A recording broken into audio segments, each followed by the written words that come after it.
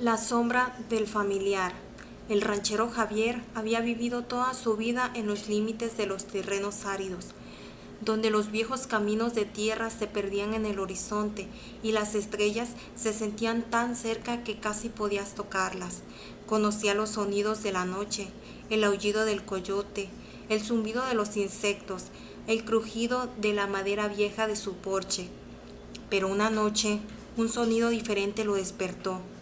Era el ladrido de su perro viejo, que rara vez ladraba sin razón, pero ese ladrido era distinto, no era de alerta, sino de agonía, un lamento que helaba la sangre, seguido de un silencio abrupto.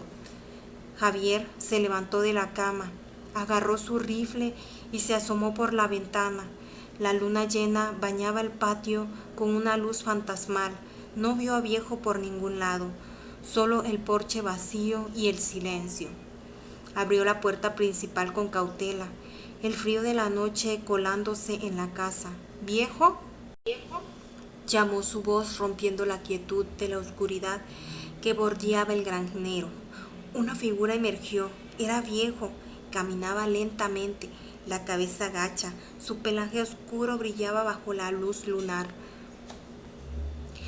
El alivio inundó a Javier por un instante, pero algo estaba mal. La forma en que se movía arrastrando las patas era extraña y la sombra que proyectaba era demasiado larga, demasiado delgada para su perro.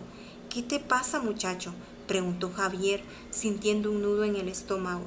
El perro se detuvo a unos 10 metros, levantó la cabeza. Los ojos de Viejo, que siempre habían sido amables y marrones, ahora brillaban con una luz rojiza antinatural, como brasas en la oscuridad, y en lugar de la familiar expresión de su perro, había algo en su rostro que Javier no podía descifrar, una sonrisa demasiado ancha para un animal, un gesto que no pertenece a su fiel compañero. El escalofrío le recorrió la espalda. No era Viejo, no del todo. Entonces el perro emitió un sonido. No fue un ladrido, fue un gemido bajo que se transformó en algo más, algo que sonaba como el llanto de un bebé, luego como el graznido de un cuervo, y finalmente se asentó en una voz ronca y rasposa que intentaba imitar la de su propia esposa, llamando a su nombre. Javier, cariño, susurró la voz proveniente de la criatura con la forma de su perro.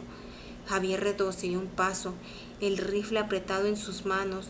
El miedo era una oleada gélida que lo paralizaba. Sentía que no debía hablarle, que no debía reconocer a esa cosa. Era una trampa, una imitación.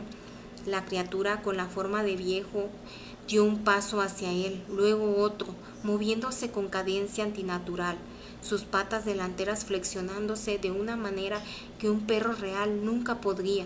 El brillo rojizo en sus ojos se intensificó. Sin pensarlo, Javier levantó el rifle y disparó al suelo, cerca de la criatura. El estruendo rompió el silencio de la noche. La cosa se detuvo. Sus ojos rojos parpadearon una vez y luego en un parpadeo la forma se disolvió. No corrió, no se esfumó, simplemente se desvaneció en el aire, como si la forma de Viejo fuera solo un velo que había sido levantado, dejando la fría brisa nocturna y un rastro de un olor metálico y a azufre.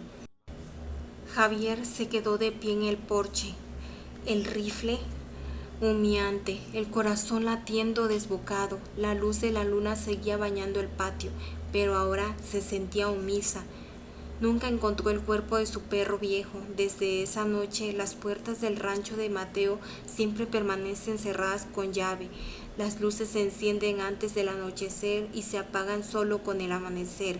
El silencio del desierto ya no le resultaba pacífico, sino cargado de una experiencia siniestra.